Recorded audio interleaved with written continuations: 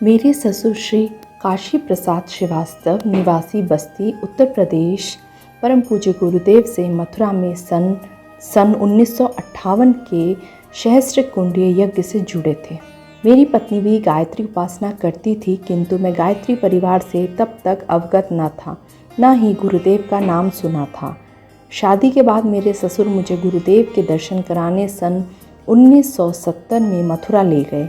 यहाँ आकर मैंने उन्हें निकट से देखा, जाना, समझा, फिर उन्हीं का होकर रह गया। घटना सन 1996 की है। तब मैं इलाहाबाद में विद्युत विभाग में खंडीय लेखाकार के पद पर कार्यरत था। इलाहाबाद के समीप ही मिर्ज़ापुर जिले में माँ विंध्याचल देवी का मंदिर है। सामान्य दिनों में भी वहाँ बहुत भीड़ रहती है, लेकिन नवरात्र के दिनों में वह और अधिक बढ़ जाती है। तब मंदिर दिन रात खुला रहता है और माँ के दर्शन होते हैं।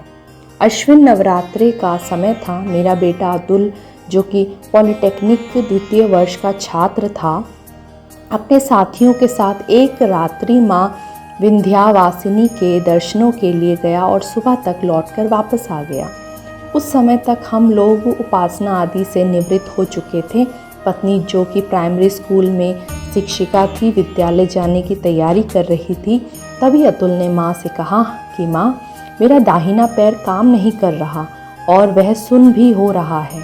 मैंने सुना तो कहा, अतुल, तुम रात भर लाइन में खड़े रहे इसलिए दर्द कर रहा है और कोई बात नहीं है। उसने कहा, नहीं पापा, यह बात नहीं है। मैं दाएं पाँव से अच्छी तरह खड़ा हो जाता हूँ, देखिए।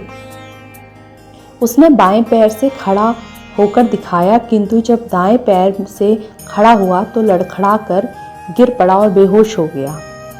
मैं और पत्नी ने पकड़कर उसे बिस्तर पर लिटाया। तब तक वह पूरी तरह संज्ञा शून्य हो चुका था। पत्नी जोर जोर से रोने लगी। रुदन की आवाज़ सुनकर पूरा मोहल्ला इकट्ठा हो गया।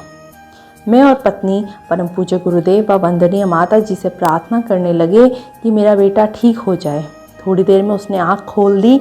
वह स्वस्थ लग रहा था, किंतु सबने उसे अस्पताल ले जाने को कहा।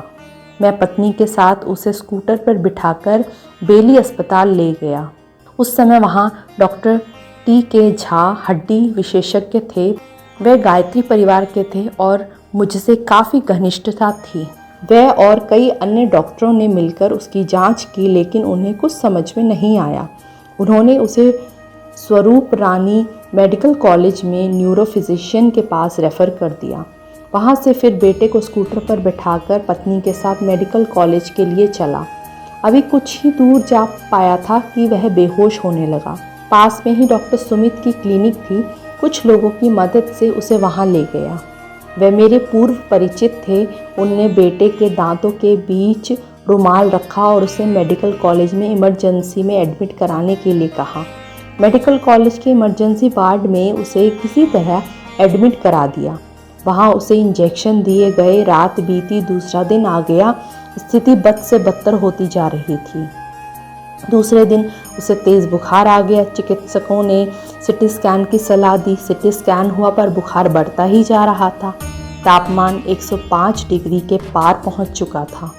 इसे देखते हुए डॉक्टरों ने 25-30 इंजेक्शन और लगाए, किंतु फिर भी बुखार नहीं उतरा।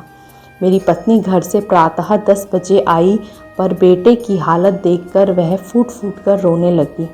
वह रोती जाती और गुरुदेव से प्रार्थना भी करती जा रही थी कि गुरुदेव, मेरे बेटे को बचा लीजिए।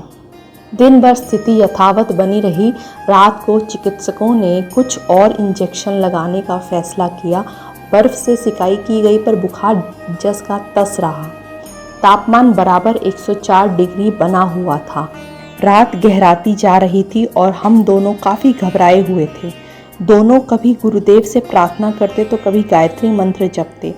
इसी क्रम में पत्नी को कब नींद आ गई पता ही ना चला, किंतु मैं रात भर जगता रहा।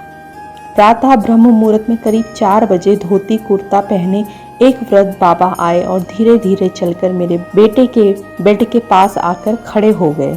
उस समय मैं बहुत भयभीत था। मुझे लगा कि कोई यमदूत मेरे बेटे को लेने आ गया।